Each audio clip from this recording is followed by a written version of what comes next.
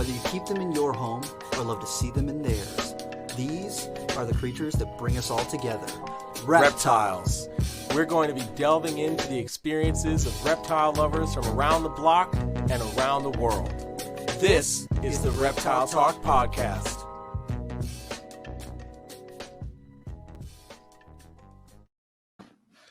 Boom. What is going on, everybody? This is Jeremy Turgeon from Brassman Reptiles.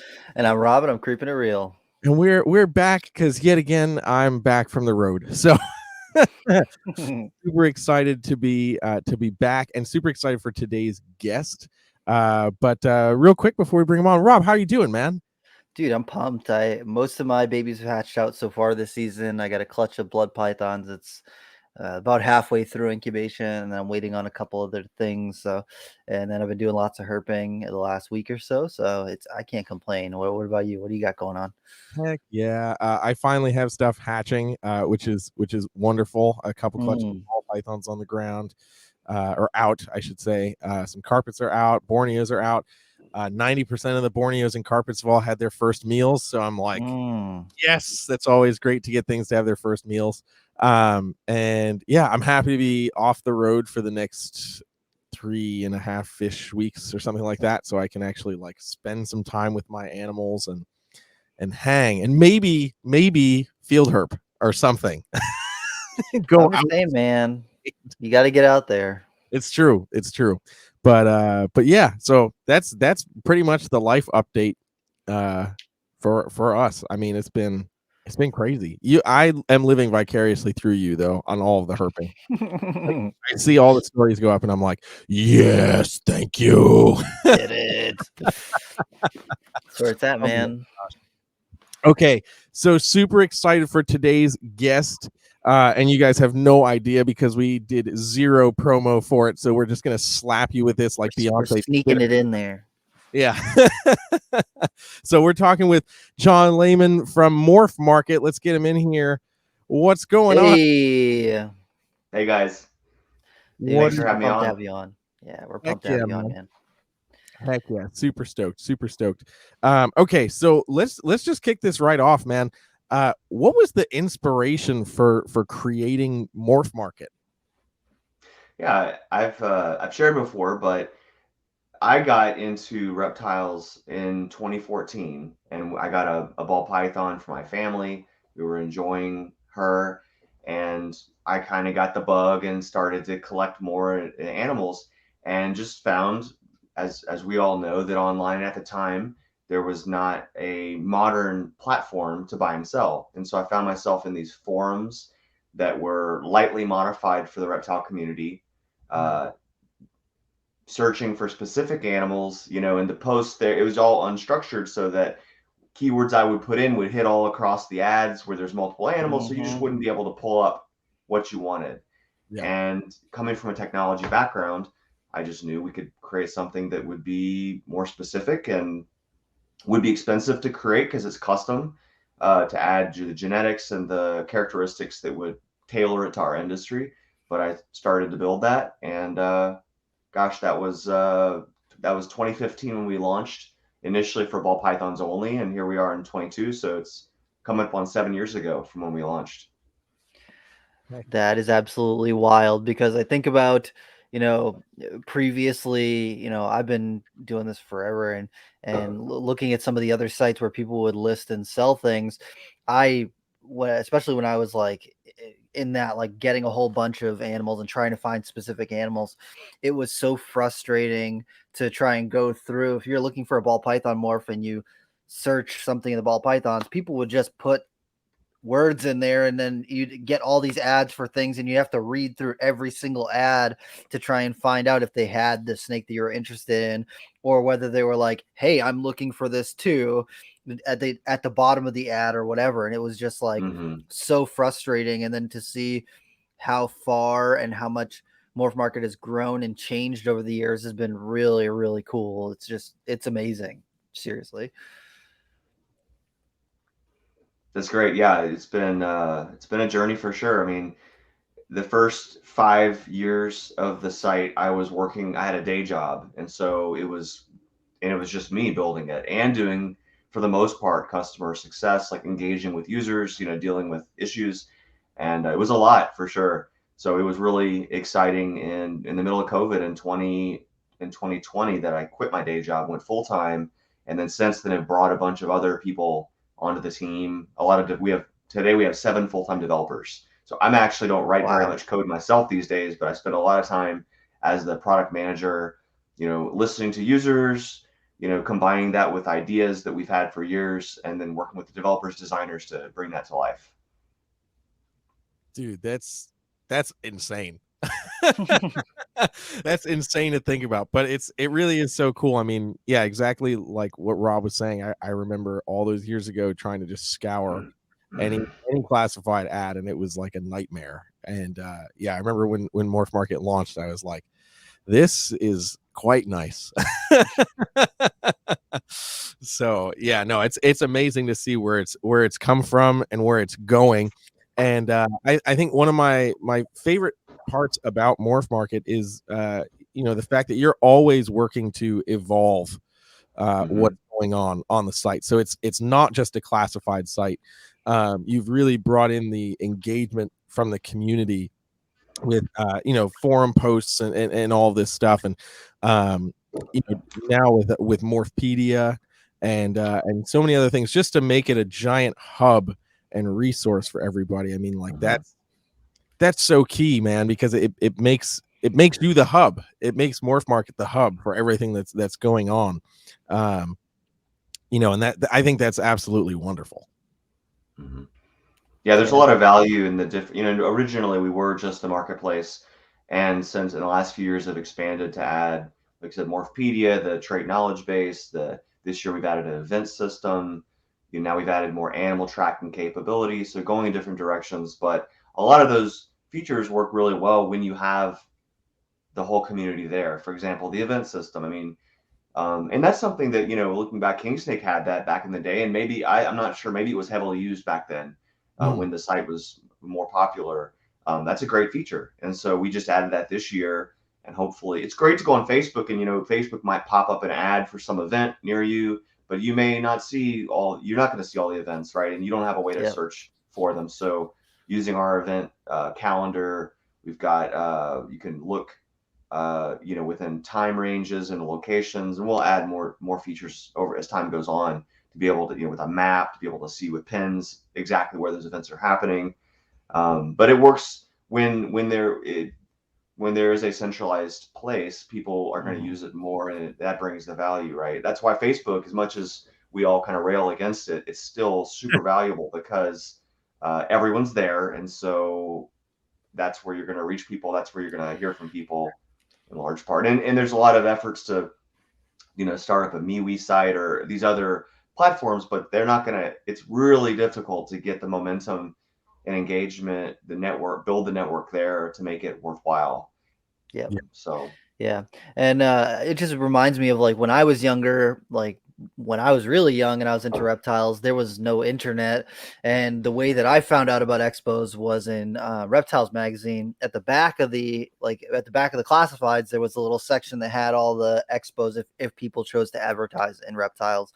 But that's how I found out about local expos, was because I got Reptiles magazine. I read through it and I go through the classifieds, and then I would look and see where those are. So it just makes sense now. It's very intuitive that you would bring that into the modern era and put that on MorphMarket. Because when I talk to people about when they're looking for a specific snake, or everybody's like, oh well, I haven't checked MorphMarket yet. It's not like I haven't looked for it yet.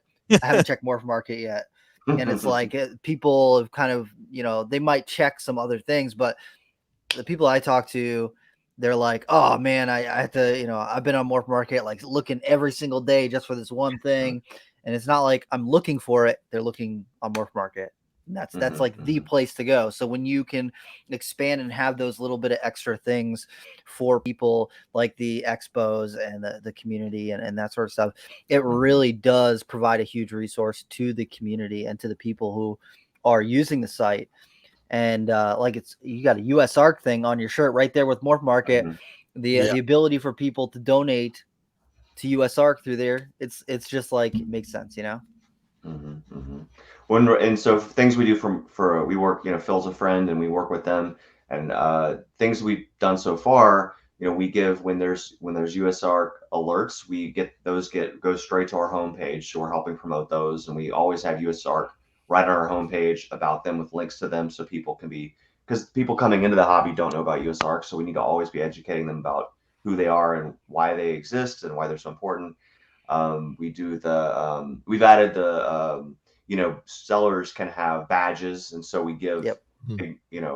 recognition to those people who are supporting USARK directly with memberships.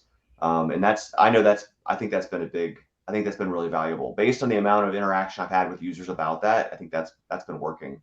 Yep. And then finally, we're going to be adding the ability to pay through Morph Market onto our site soon, to be able to create orders and accept payments. That'll go through pretty much straight through to the other party.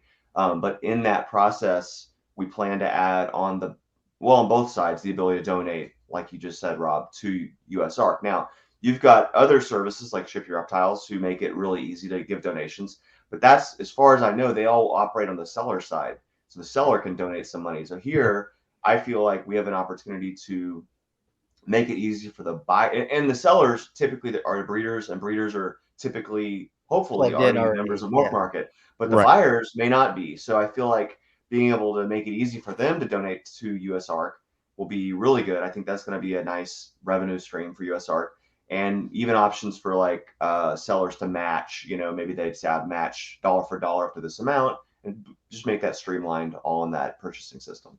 Yeah, that's awesome. Yeah, I think that's huge. And I was, just to echo Rob a little bit, I was just down in Georgia the other day bringing some snakes down, and I was talking to one of the customers at the shop, and they're like, they saw me bringing stuff, and they're like, "Oh, is that stuff that hasn't hit your Morph Market yet?" And I'm like, "You know about Morph Market?" Quite a few snakes, then, my friend. Mm-hmm. But yeah, it really has become the commonplace, for everybody, and I think that really is amazing. And bringing USARK to the forefront, you're absolutely right. The people that are, just kind of scouring, looking for that next breeder animal or next pet, a lot of those guys don't necessarily know about USARK. So to have it, integrated in is huge. I've talked for a while about how, like pet store customers, first time reptile keepers and stuff, like they're almost the forgotten soldiers, so to speak, when it comes to USARK, because they're incredibly valuable, to fight, help us fight against that stuff. But if they don't know about it, they can't do it. So I think it's awesome the way that you're integrating that into Morph. And they're probably the largest audience too, right? Because if you imagine the engagement in the hobby / industry being like a pyramid, there's at the top you've got full-time big operations, below that you have full-time breeders, below that you have hobby breeders, the very base you have the largest number of people who have one, they're a family, they have a pet, and they might take some actions to contact their senator or make a donation, at least a one-time donation. So I think that's important to channel that. Yeah, absolutely. So I definitely, we had talked about before, definitely want to talk about some of these newer features that are coming up and that are starting to become available on Morph Market. So let's talk about some stuff like the animal manager and offspring groups, those kind of things. So what is that bringing now to the table for users and purchasers? So we made some big changes at the beginning of 2022 we haven't replaced, but we've created a new previously sellers would be familiar with the page in Morph Market called inventory, and that's where they would create their ads. And we've created a whole new system that's more so a lot of the pages on the site, are 2015 designs, right? They're better than, the old forums, let's say, but they're still not as modern as they could be. And a lot of them were designed by me, and I might have a little bit of an affinity to design, but I'm not a professional designer. So we have a professional designer now that you've seen Morphpedia and the newer pages coming out, how they have a different look to them. So the animal manager, has that new design and all the features we've wanted and had requested for the last 7 or so years. The ability to Also the transition and even the terminology, right? Before it was inventory, because it's kind of like an inventory of advertisements. Now everything's an animal, because you might have an animal that's for sale, and that would be a listing, or you might have an animal that's not for sale, and you, for the purpose of either just keeping track of all your records within the system, or for the purpose of having some of those be public, so that your followers, people that are checking out your store, can see, okay, these are the animals, these are the breeding animals Rob's working with. Wow, they're beautiful. I'm really interested in that. And it just gives more and more ways to connect breeders and keepers. So the new animal manager, new design, new features in terms of being able to manage the animals in different states.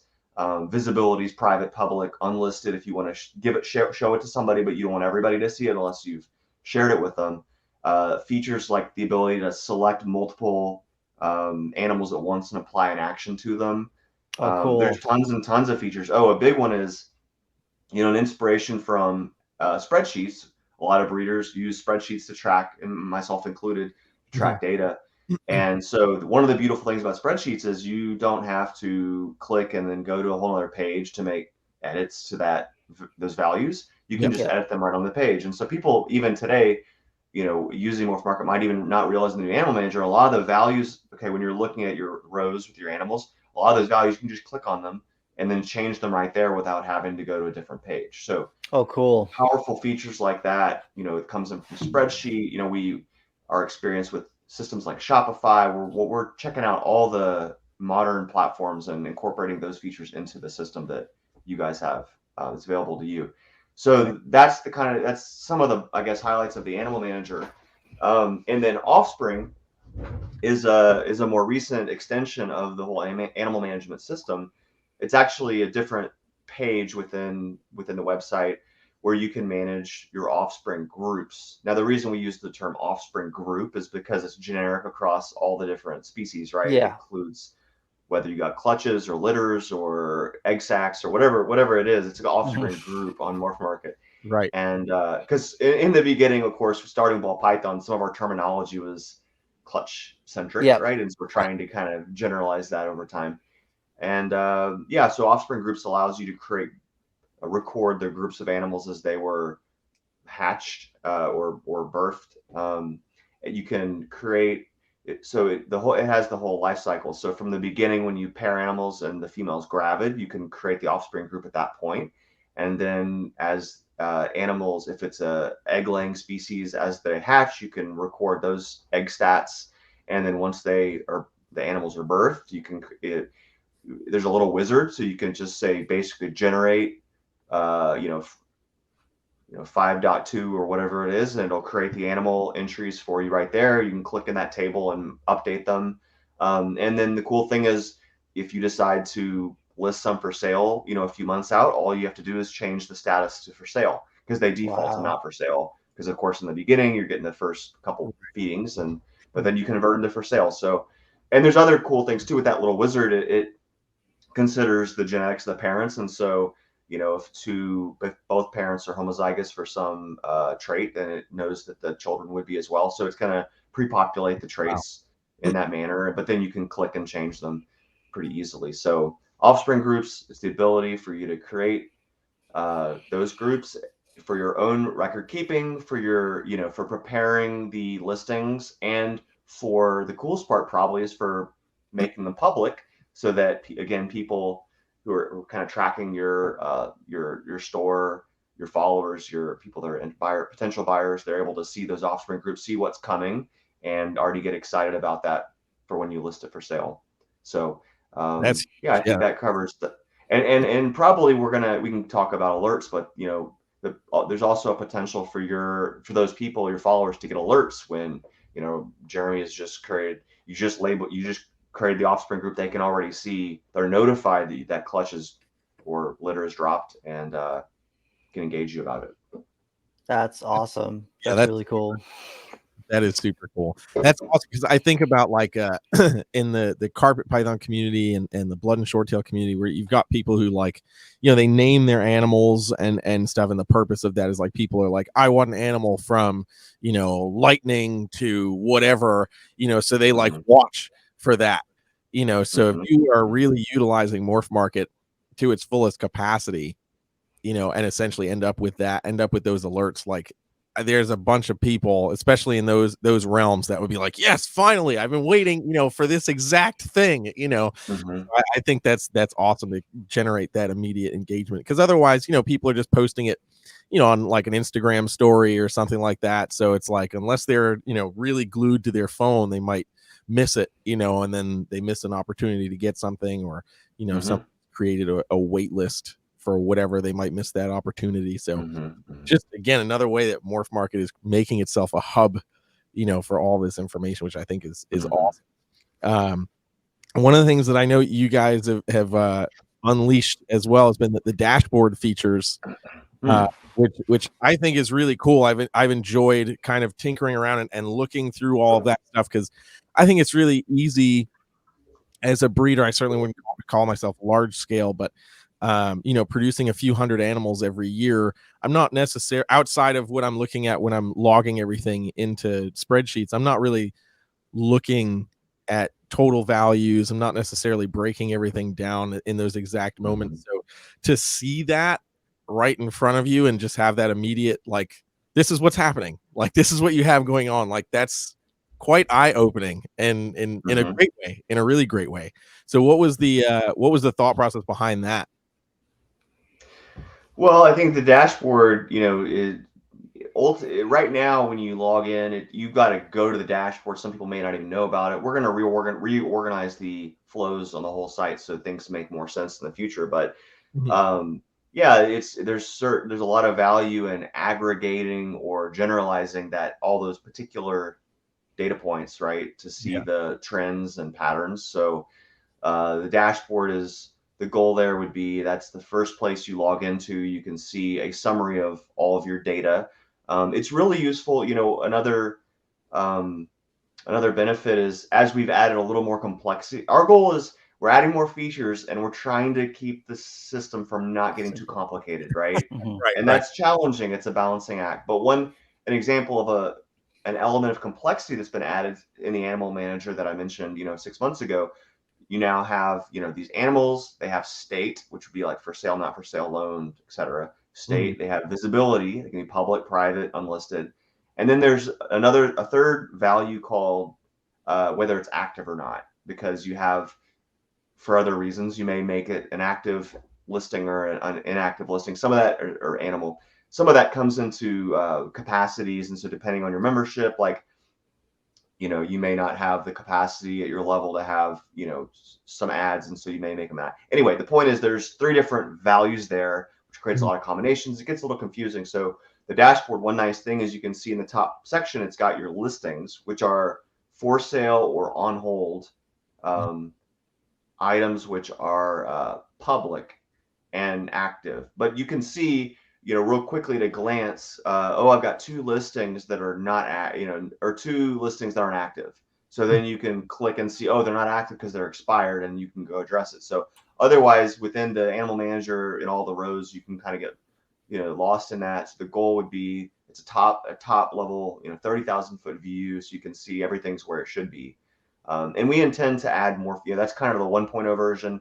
We're going to add obvious features, you know, the obvious next feature for the animal manager, because it has your listings, and then it has your collection, which is pretty much all the animals in your possession right now, which would include your listings, but also not for sale, loaned, that sort of thing.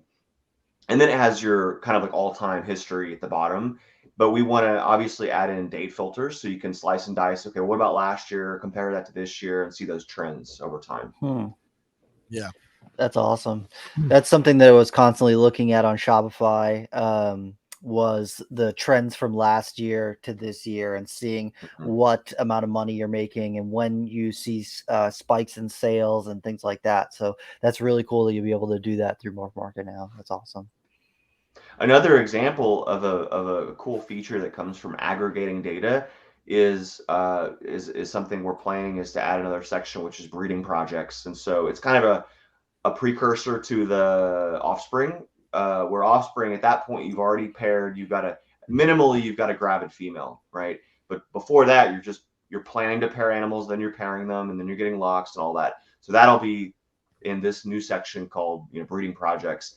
But one cool feature there will be that ties into the aggregation idea is so you've got 100 animals and you're doing, maybe you have 30 females, and let's imagine they're all ball pythons, for example, and you want to know not just like what's the using our calculator, what's the likely offspring for that clutch, but if all of these 30 females go this year, what's the distribution of all the morphs that I'm going to get from those 30 clutches? And so we'll have a page where it shows, not, if you're familiar with the calculator and how it'll have like, here's the potential, but imagine that from 30 pairings or 30 clutches, you could see if you're really wanting to hit some particular combo, you might get it from several clutches. Now you can see what's the odds of getting it from any of those altogether. Mm-hmm. That's pretty awesome. Yeah, it's literally MorphMarket is becoming the supercomputer. And I'm here for it, man. I'm so here for it. I think that's awesome. So speaking of all the morphs and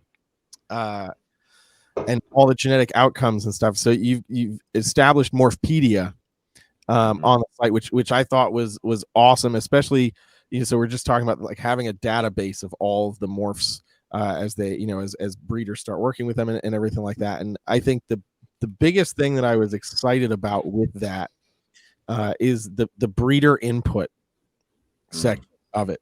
So because I think especially we start to see it more now as more people are really diving into the morph game and ball pythons and like boas and stuff like that.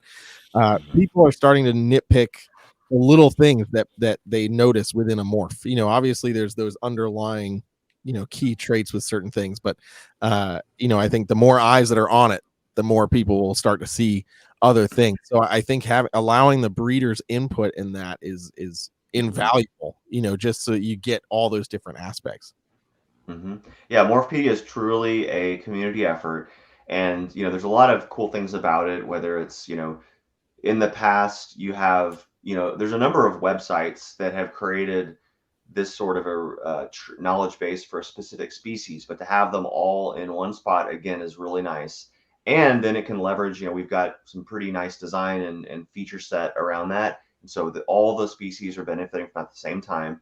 And but Jeremy, to what you're saying as far as community input, that's a really critical part, because in the past, especially, and also because the articles they don't just have some photos and a date and a couple facts. Like, they're rich articles that have the history. It's like paragraphs of text, history, characteristic, controversy, all that stuff. Yeah. And our goal is to preserve all those detail. Like, say, where there's anything controversial, our goal is not to just pick a viewpoint and just summarize it to that, but to preserve both viewpoints as long as there's multiple reasonable viewpoints, right? And getting probably everyone doesn't know yet, because Morphpedia is not even a year old, but when you're on a Morphpedia page on our website, you can click there's a couple of links to contribute. That'll go back to our forums, which is where there is one article, or a forum topic, they would call it, that is where that article is being generated from. And anybody, in our forums can go and make a comment on that article and say, hey, that's wrong, or you need to add this, or I disagree with that. And, so we can get all the viewpoints, and there can be a discussion there too. And it's all public and preserved, right? So people, there's a lot of, for example, good conversations on Facebook that happen, but can anyone locate them? They disappear, right? And or Facebook kills a whole group, and then all of that knowledge is gone. Even if you could find it in the group, it's all gone, from all those years. So this is a privately hosted, controlled by effectively the reptile community. So all those conversations are preserved, and a lot of people, especially the old timers, appreciate the old days of the forums, and that's one of the benefits of the forums, is that it was under the control of the reptile community. You had those forums are designed to preserve those conversations and make them discoverable, unlike social media, which is more about always showing you the newest thing to get the clicks and likes and all that. So all that's in the forums. Everyone's invited to go there, and then we have a team of moderators who incorporate bits of the conversation into the articles themselves.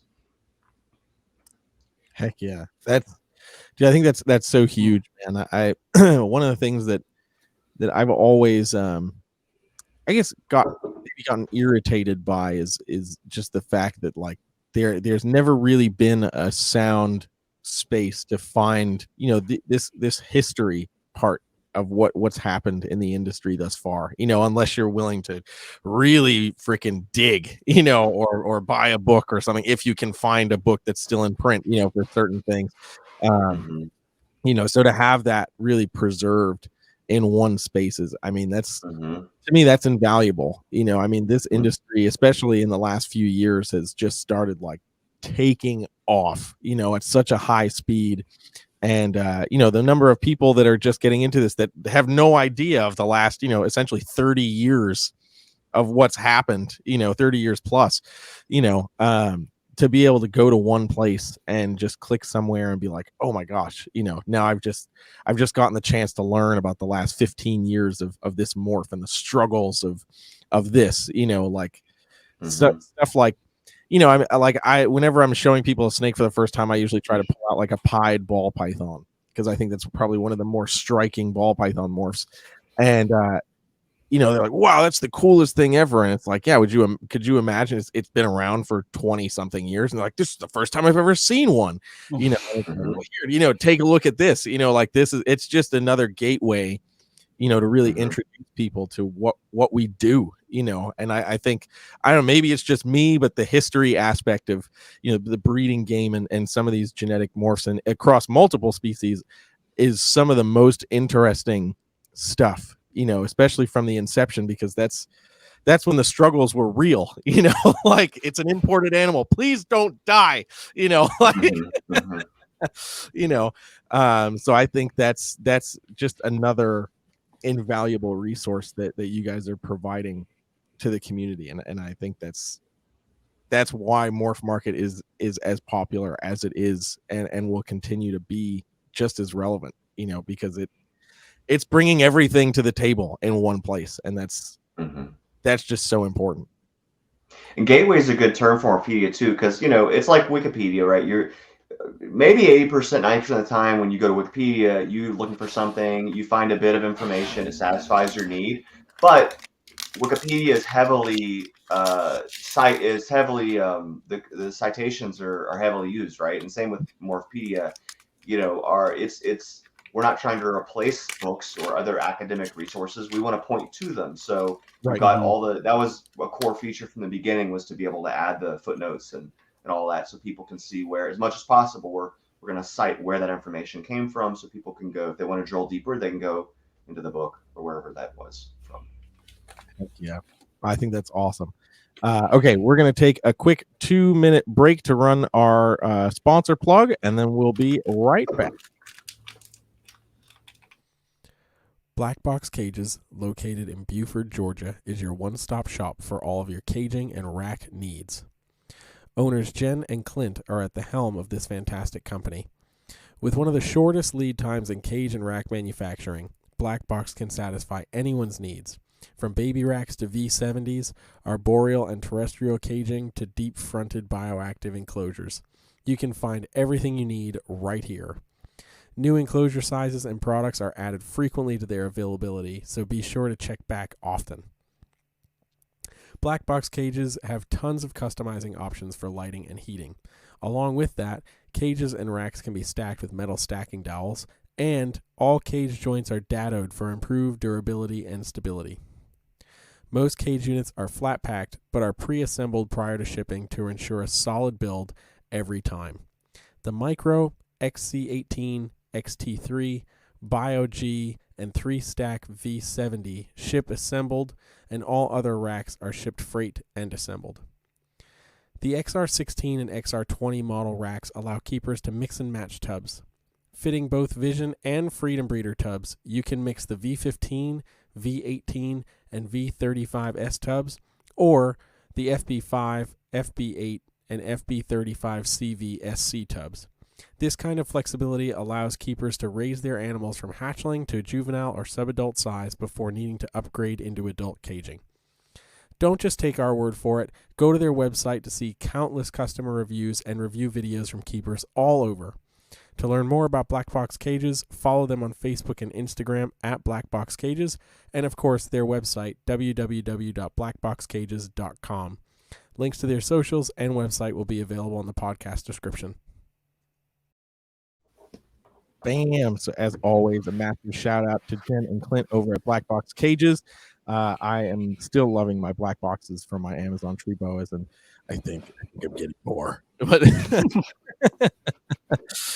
so yeah, shout out to them. Go check out all their stuff. Like I said, all the info for them will be in the podcast description. And yeah, go buy yourself a nice fancy cage. Just do it because you are gonna enjoy it. Oh man. Okay, so there's a lot of new stuff that's continuously happening with Morph Market. So some of the things that you were telling me about. So now we've got regions. A mobile app that'll be available in the app stores. So let's talk about some of that stuff. What's coming in the future? Sure. Yeah. So the app has been overdue. I mean, we've had an app of sorts for the last year, but it's not in the app stores. And one of the critical points of getting it into the app store is because then, in particular with Apple, it will allow us to deliver notifications right to the phone, right? And so that's going to be huge because then, most people are probably aware when you converse with between buyers and sellers on the site, you can use email, but you can also on the site we have a messenger and send messages back and forth. That way, we want to move more and more that direction to using the messenger and get away from email. We don't want to discontinue email, but it's just a more reliable mode of communication when we're in control of it, because email, you have all kinds of filtering from the different providers and stuff that can occasionally cause emails to be lost. So by having having our app in the app store, we'll be able to deliver messages or notifications right to your phone when you're getting messages from another user, as well as the ability to alert you when somebody you're following has posted something that you're interested in, or you've created a search and you've saved it and that animal popped up for sale, and so you get an email alert and or the mobile notification. So there's a lot of benefit. Yeah. We'll be able to use those notifications in a lot of powerful ways. Yeah. And, that's an important thing about the app. The regions, we've had regions for years. I think in 2017 we added Europe and then South Africa. We hadn't added any more regions since then, and we've just in the spring been restructuring how regions work. There were some challenges because the way regions were set up originally. For example, if we wanted to, users want to search, maybe for example, they want to look in Europe and or let's say take the United States, they want to shop in both Canada and the US at the same time because it's actually pretty easy to import from Canada, right? And so Canada was part of the US region, which was really the North America. It's really US and Canada is what it was representing. But let's say somebody only wants to look in the US or only in Canada. Well, now you can do that because you can pick, in the location option on all the different parts of the site, whether you're in the events or looking at animals for sale or breeders, you can choose, okay, I want to look at US and Canada, or I want to look at Canada, or I want to look at US. So you get that whole, you can look at all regions over the whole world. So you have a lot more control over where you're looking. So now the UK has its own region, but you can also look at Europe, or you could just look at the European Union, which would exclude the UK because it's a lot more difficult to ship, across that body of water. And so we're excited because we're going to start adding new regions now, and we've been working with Miguel, and we're about to add launch Mexico. And there's a lot of Mexico is a real booming industry that I didn't even know about that until about a year ago, but things are really taking off there. So they're excited, we're excited, and hopefully within the next month that'll go live as well to add that Mexican region. That's awesome. That's really cool because I mean, I don't have a lot of people I follow who are in Mexico, but I do follow a few select breeders over there. And as they're going to other people's collections and seeing the amount of people who do like retics and ball pythons and some of the stuff like that, it's just like that's really cool. That's really cool that now they'll have a hub like the people of the US do to come to do buying and selling and trading and all that sort of stuff. That's awesome. And then another thing that we're actually in the process of launching right now, and I'm going to try to share my screen and see if this works out very, very well. Actually, let me stop that. Stop cam, start cam, share screen. There we go. All right, can you guys see my window now? Yes. Yeah. That work. Okay, so so you're familiar with the index page on Morph Market, right? This is kind of the hub if you're at the home page and you're drilling into a specific type of animal, say carpet pythons. This is where you can kind of get the bird's eye view of the different genes and traits and how many animals are listed for each of those traits, right? And subcategories with the different species or subspecies. Mhm. So we've redesigned this page, and we're it's kind of maybe you may have noticed, because we're now replacing pages on the site that are heavily used. We kind of learned our lesson with the messenger, because we did kind of a hard launch on that and just switched it. Mhm. And now I like to do what I call a soft launch, where the first way you'll see the new page showing up is with this try new design type link. And when Oh, you click on that, it'll switch you over.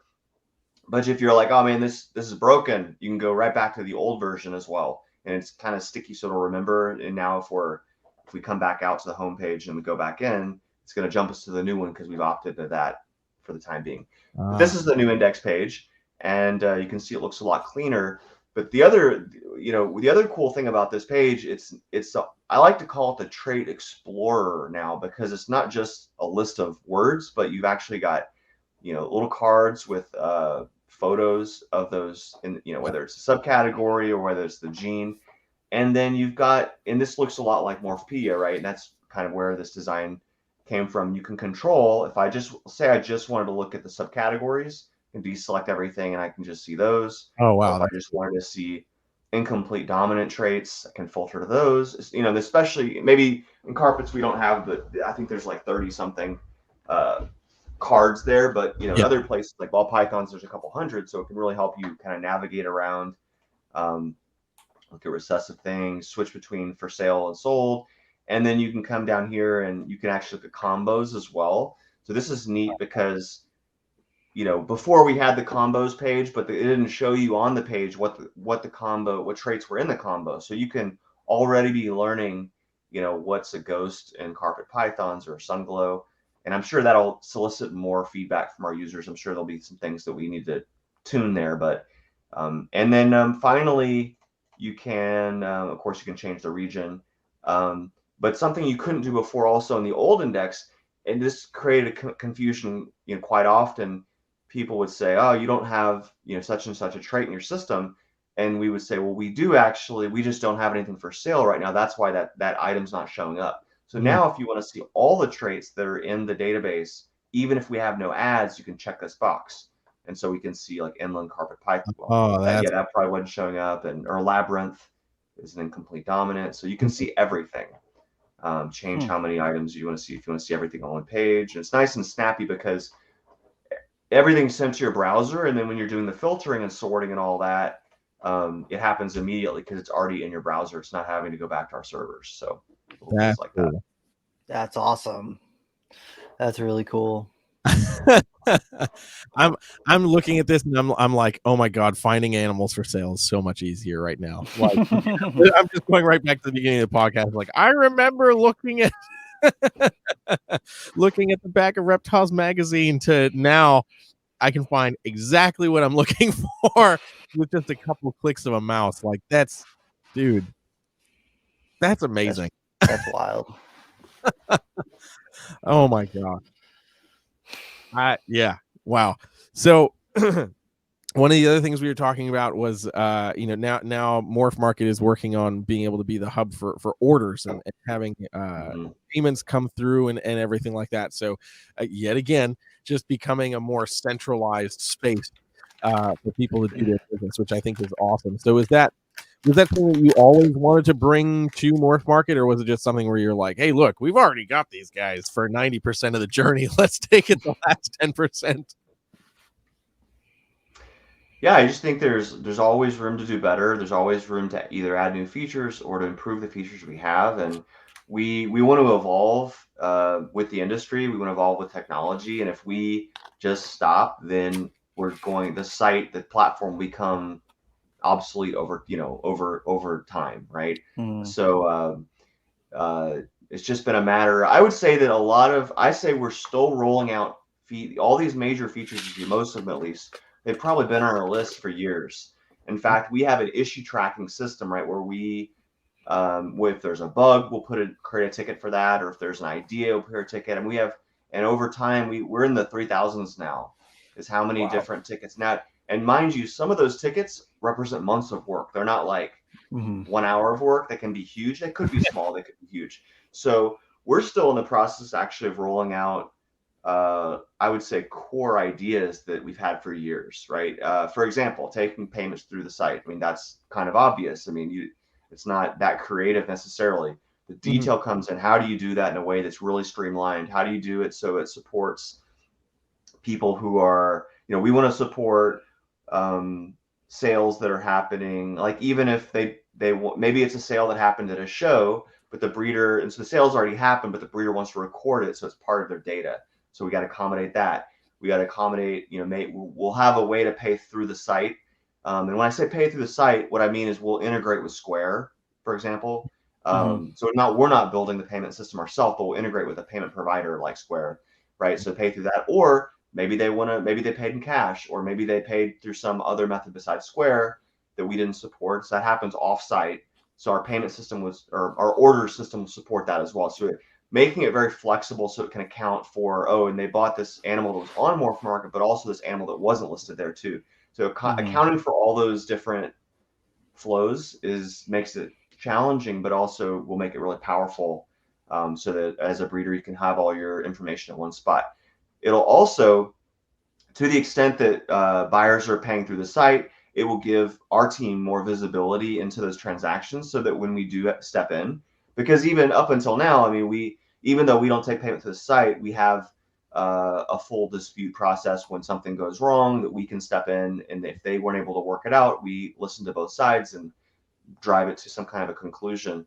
And so it'll give us even more information to be able to do that, having that visibility, especially when it comes to situations where, the vast majority of our sales execute with no problem at all. Less than, a fraction of a percent, we have problems. Like a fraction of a percent, are scams like on any platform.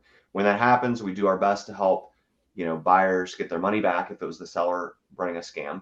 But we ultimately have no control over the PayPal and how they rule in a case. If payments are run through our site, I mentioned Square, but we're actually planning to use a different platform that is made for marketplaces like ours, and they have built-in escrow service. So we're going to have escrow as an option, and it'll be a really valuable, maybe a required option for new sellers. So if you're brand new and you're selling, and we don't know who you are, we might require that you take payment if someone's buying through the site in escrow, and that way it'll make it really challenging for someone to come on for the first time and make some fake ads and take money without, number one, we'll have visibility, and we also might throttle the number of transactions you can do if you're brand new, right? Just to get us, once you've done a few sales, okay, this is because scammers they don't do a few good sales and then start scamming. Those are the cases, honestly, that does rarely happen, very rarely happen. And those are the most disturbing to me. Someone has done a number of sales over the years, and all of a sudden they go kind of AWOL. It doesn't happen very much, but most of the problems are the brand new seller. It's a brand new seller, right? And there's warnings all over our site about be very careful. And we don't discourage buying from new sellers, but if you are a new buyer and you don't have experience in the hobby and know how to, if you haven't used our site, you don't know that there's ratings, all that stuff, then you shouldn't be buying from a brand new seller. But if you did, then if you had escrow, that would help a lot to protect you. So those are some of the different value that the order system will provide. That sounds really freaking cool. Because I can't tell you how many people have been like, oh man, I almost got scammed because I saw this deal that looked too good to be true. And I just really wanted to jump on it because, and just to be able to have that kind of safety net for newer people would be really cool. That's awesome.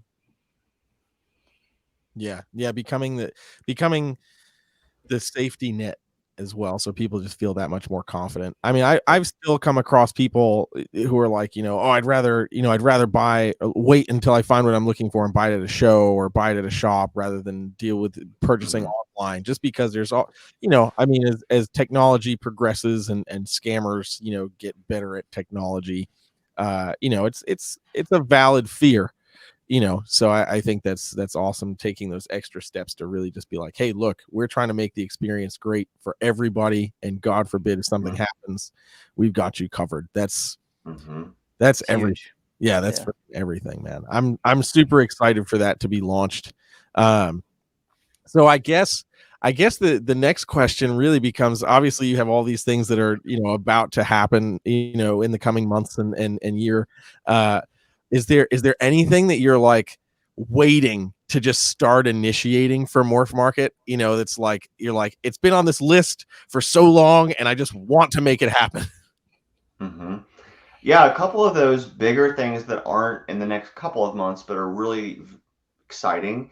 One would be what I would call market analytics. So ironically, that was really, if you go even behind the the story I told earlier about wanting to bring the better search to the industry.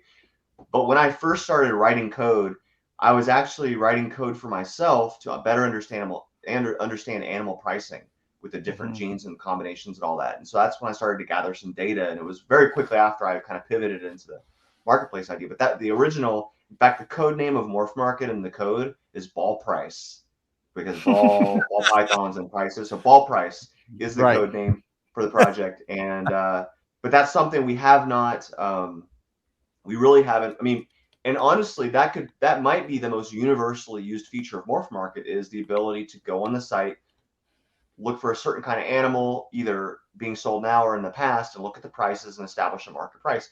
Even there's even like pet shop owners who just do retail in person will tell me, oh yeah, I use Morph Market, I use it to figure out the pricing. Or people that sell at expos maybe aren't using our expo features yet, which allow attendees to show up at the venue, pull the map up, see all the vendors in the room. And we have expo features now that benefit expo sellers, but aside from that, they'll still use it to set their pricing. So market analytics is really exciting to see both trend, whether it's more micro things, like I have this animal that just I just entered that animal in the system and it's suggesting pricing, or at least giving you some links so you can quickly get to that the data you want. Or it's more macro stuff like trends in the industry with and we have a little bit of the trend stuff. We kind of added a little tease of it on Morphpedia. If you go to the very bottom, you can see the relative availability of that trait over time, and so we got a little chart in there. Oh, that's cool. But there's 1,000 times more we can do with that data. So that's a whole area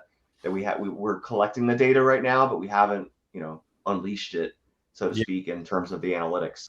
But we have in the last year, I'll say, put effort into that, in the sense of improving in the back end the way we're tracking the data, so that when price changes are made or things like that, we're capturing each of those changes, so it's more detailed and accurate.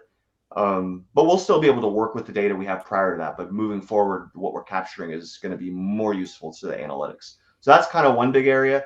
And another big area would be allowing or providing the platform for selling more than just the animals. Also being able to buy and sell like the substrate or caging or other equipment and all that stuff. Art. I mean, there's a whole list of things that people sell in the industry. So it'd be really cool to be able to, rodents and prey items, like that would be another part of that.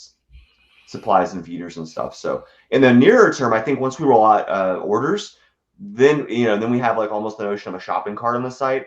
We'll be able to, I'd say sooner, allow breeders to be able to sell their own merchandise there as well. So someone can drop an animal into, they can be purchasing an animal and say, hey, I want to add that shirt as well. So that's something, once we have that framework in place, we can add that too. But those are two big projects that are, not in the next 3 months, but like in the next year, I would say we'd like to be working on those. Yeah, that's awesome. That's really cool, because people right now are really about the stickers and the t-shirts and the the hats and getting branded stuff to go with, and then some breeders just add that a little bit of extra, when you buy from them. But it's cool to be able to have all those things available through Morph Market. That's awesome.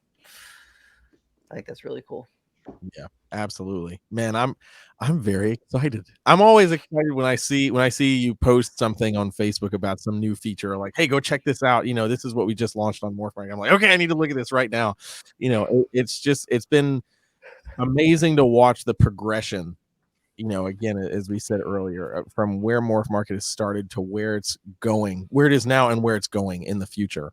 I mean, again, being this centralized hub and making all these improvements that benefit both the seller and the purchaser.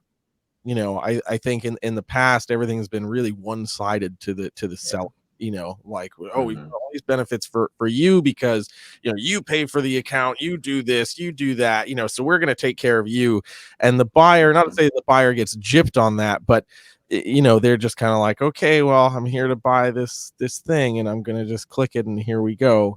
So to have this really become an equal playing field, really, and having all this information that's available to everybody that gets involved and that comes and checks out the site. I mean, that's invaluable, and again, just really speaks volumes to what you and your team are doing and the validity of Morph Market now to however long in the future. I hope it just continues to grow and is amazingly successful. And it sounds like if that's what's happening in the next year, I'm excited to know what's going to come the year after that.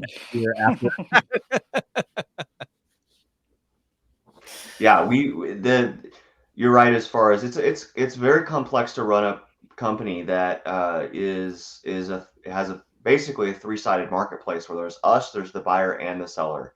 And so sometimes, we'll have sellers come to us and say, hey, like, you need to side with me because I'm the one paying you money if they're like a member of Morph Market.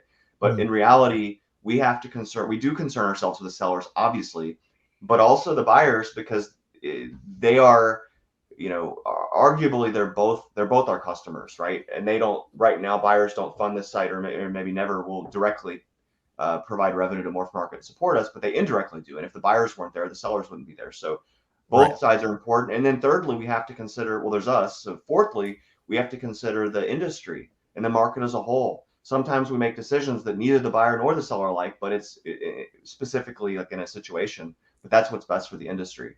So it is a challenge to run that.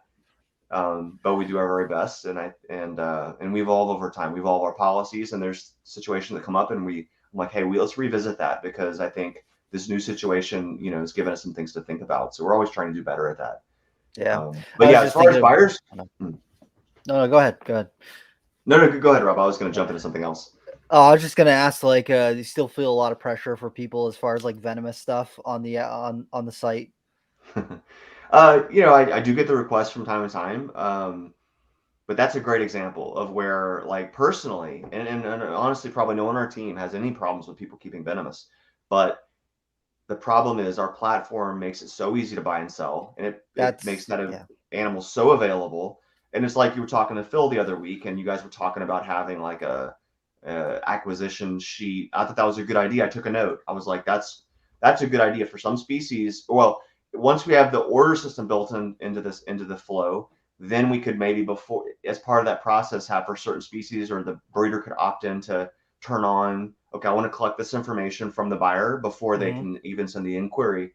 Because but anyway, we don't, even though we support keeping venomous, we don't want to make it extremely accessible either, because we know that one person who shouldn't have one will let it get out, and it's a news story, and all of a sudden another state lost, they lost some freedoms. So right. Great example. Absolutely. And speaking of that, I will plug this in just because it's super relevant for Rob and I.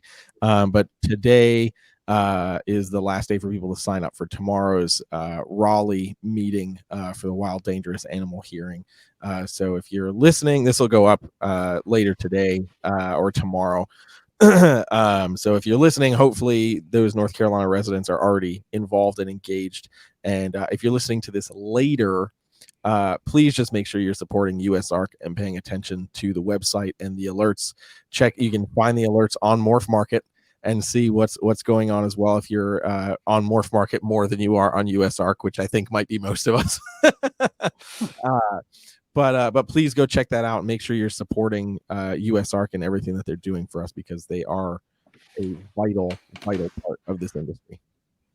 Hell yeah. Hell yeah. Bam. All right. So we're probably winding down. We're getting close to hitting that hour. But we do ask every guest that we have on the show one very important question to kind of wrap things up. And that question is, in the greater umbrella of reptiles, whether it be something that you're doing, something you've seen someone else doing, something that you're working on with Morph Market or the like, what is something under the greater realm of reptiles? What's something in the realm of reptiles that has got you excited about reptiles right now?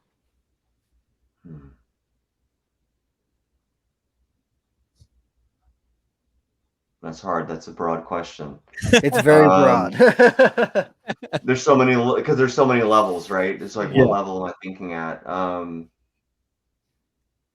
mean, if I were just going to plug another feature of Morph Market, I would say the one thing I'm really excited about is, I alluded to it earlier, but didn't speak directly to it, regarding the animal manager. So the animal manager and the ability to manage records for your animals on Morph Market, up until a month ago, was only a feature available to sellers. So you had to be selling, and then you could maintain that. Now we opened that up within the last month, and we really haven't even announced it very broadly yet. But anybody now, you can go and sign up as a user, as a buyer/user, right, on Morph Market, and you can create an account in like 2 minutes, and you can immediately start adding your animals into the system, and then your offspring groups, and tracking your animals. So I'm personally really excited, kind of going into what Jeremy was just saying as far as not neglecting the users. I'm really excited to start exposing. I mean, that's a professional animal management system that's now available to everyone, up to 50 animals for free to any user. So I'm excited about that. I'm excited to see how that's used by the community. Because in terms of sellers, we have maybe 6,000 or 7,000 sellers, breeders on Morph Market at any given time listing animals. But there's a much bigger base of animal keepers and lovers, and I'm really excited to be rolling out features for them. There's the ability to, we already have like an ability to favorite animals, but we're revamping that so it has all the features of the animal manager as well. And then also a third thing would be the expos. We talked about how we have the expo list, but it's a lot more than just a calendar. For a lot of those events, you can drill in and see the vendor list. You can see a map for the that show. So when I used it myself at a show a couple months ago when I was, I'm looking to talk. I'm like, where's Jeremy vending at? Type in Jeremy, immediately drops a pin on the map, and I know where, Tenley, where among those 200 booths where you are at. So that's cool. Yeah. I'm really excited to be adding, as well as the and through the app, adding all of these features for the users and getting feedback from them on what they like, what needs to be changed, and just seeing how that evolves. So. Hell yeah, that's awesome, man. I love it. Love it, love it, love it, love it. I'm really excited to see how the community starts using this. That's really cool. Absolutely. Okay, man. Rob, we did a role reversal today. I know. On this last question. Okay, so John, if people want to find out more about you /Morph Market, where can they go to find that? Obviously on the website. We're always putting out the newsworthy items into our blog, which show up on the homepage. So if you want to follow the blog, just check that out. Or you can follow me on Facebook. I'm kind of maxed out on my friend limit, but you can follow me, and I'm always posting stuff there as well. So those are two places to get updates. If you want to get a hold of us, the best way is to shoot it, either through our site or shoot an email to support@morphmarket.com, and our team looks at that and stuff that I look at those as well, and so things that need to come to me. So yeah, one of those is that's how you can track what's going on, and that's how you can send us feedback as well or questions. That's awesome, man. We love it. Thank you so much for your time today. We really appreciate it. I'm glad that we got a chance to talk. I know we've been trying to nail this down for a little while, and I'm glad that we finally got it to happen. Heck yeah. Yeah, thanks for having me on, guys. It was fun. Absolutely. All right, guys, that wraps it up for today. And next time, I don't know who we're talking to. We've got to figure that out. So stay tuned for posts about what's coming next.